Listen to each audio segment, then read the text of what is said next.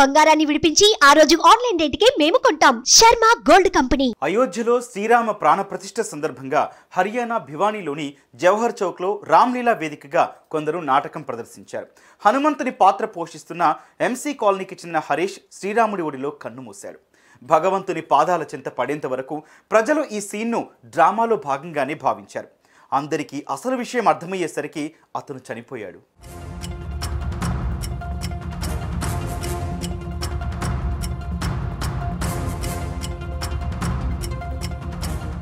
అయోధ్యలో శ్రీరామ్ లల్లా ప్రాణప్రతిష్ఠ వేడుక అంగరంగ వైభవంగా జరిగింది.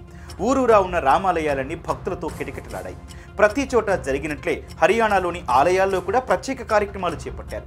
భవానీలో రామ్లీలా పేరుతో నాటక ప్రదర్శన ఏర్పాటు చేశారు. ఇందులో రాముడు, లక్ష్మణుడు, సీత, హనుమంతుడి పాత్రధారులు ఉన్నారు. స్టేజ్ పై పెర్ఫామ్ చేస్తున్నారు. ఈ నాటకంలో 62 ఏళ్ల ఎంసీ కాలనీ వాసి హరీష్ కుమార్ హనుమంతుడి పాత్ర పోషించారు. హరీష్ 25 ఏళ్లుగా న్యూ బసుకీనాథ్ రామ్లీలా కమిటీ భివానీలో హనుమంతుడి పాత్రలో నటిస్తున్నారు.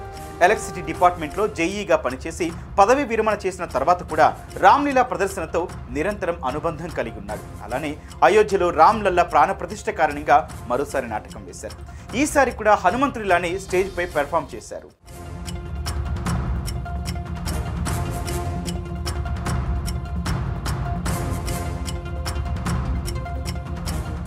శ్రీరామ నామస్మరణతో అటు ఇటు తిరుగుతున్న హరీష్ రాముడి పాత్రధారి పక్కన అకస్మాత్తుగా పడిపోయాడు. దీంతో ఆయన ఇంకా నాటకంలో నటిస్తున్నారు అనుకున్నారు అందరూ. చప్పట్లు కూడా కొట్టారు.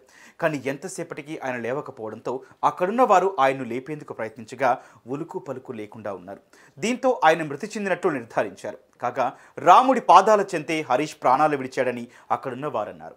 ఇన్నేళ్లుగా రాముడికి సేవ చేస్తూ ఇప్పుడు రాముడి ప్రాణప్రతిష్ఠ నాడే ప్రాణాలు వదిలారని అన్నారు. కాగా హరీష్ మృతితో అక్కడ విషాద ఛాయలు అలుముకున్నాయి.